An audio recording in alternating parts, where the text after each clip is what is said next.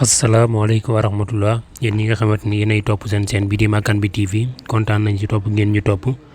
wéy leen di abonné te ngeen di activer cloche de notification bi waaye wéy leen di partage vidéo yi te di ko aimé jëmm jooju ngeen di gis noonu mooy ki nga xamante ni mooy Bassirou Diomaye Faye nekk ci Pastef bokk ci membre bureau politique bu Pastef moom nag moom la ñu jàpp sànq ni lañ ko jàpp bu 22h jotee. mu nekk mbir moo xamante ni nag mbir mu doy waar la ñu ko jàpp nag mooy waa division investigation criminelle ñoo ko jàpp ci jàpp boo xamante ni ndigal daal lañ ci jot moo tax ñu ñëw jàpp ci ko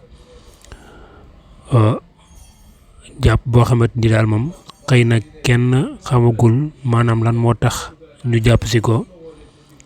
waaye gis nañ ne bi ñu ñëwee tamit ñoom ak ñi nga xamante ni ñooy ñooñu Bassirou Diomaye Faye xaw nañu wecc wante ay kàddu waaye wecc wante kàddu gi du mujj fenn lu dul bàyyee leen ak Bassirou Diomaye Faye mi ñu dal di koy yóbbu mu mel ni nag kon Sénégal jamono ji ñu toll nii jàpp gi daal bëri na trop jàpp gi bëri na lool ba kenn xamut lii lan la rek ku ne ngisi ñu jàpp la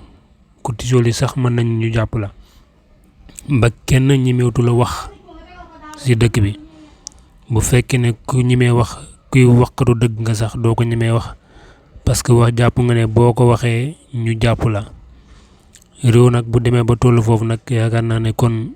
ku ci nekk war naa xoolaat sa toogaay bu baax rawat na nag ñi nga xamante ni ñoo nekk ci kujje politique gi ñi nga xamante ni nag ñoo féetee ki nga xamante ni mooy président Ousmane Sonko ñoom nag yàgg nañ ko jooy yàgg nañoo jooy lu mel nii ndax nee nañ daal Macky Sall daal li nga xamante ni daal moom lay politiquer daal dafa doy waar parce que ñi muy jàpp di tëj ci kaso gi bëri na trop mën nañ ne jamono ji ci jamono ba mars commencé ak léegi ñu fi jàpp mën nañ plus de 400 wala 500 personnes yoo xamante ni ñu ngi leen jàppoon ci jàpp goo xamante ni xëy na am na ñoo xamante ni nag moom jàpp gi ñu doon jàpp moom kenn mënu koo natable parce que yàq yi nga xamante moom lañ doon yàq waaye am na ñoo xam ne jàpp gi ñu doon jàpp tamit wax dëgg yàlla yaakaar naa ne war naa mën a ñàkk te yaakaar naa ne réew nag moom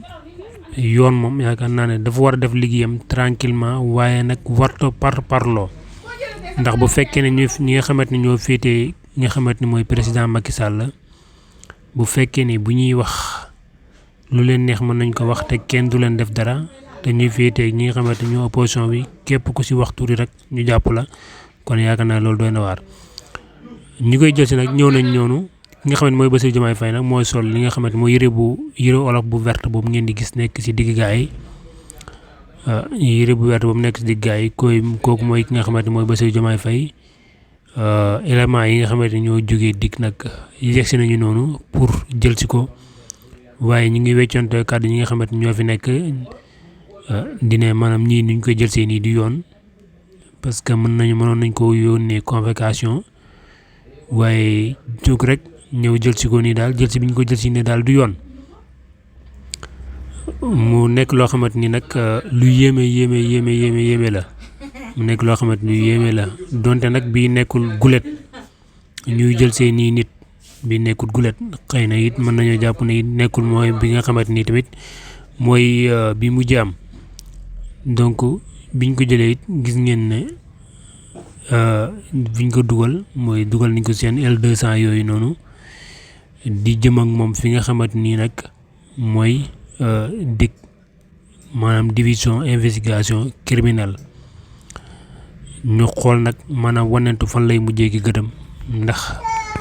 kañ lañ koy bàyyi kañ lañ koy àtte lan lañ ko jàppee incha allahu rabbi nañ leen ko toppal ba lépp incha allahu rabbi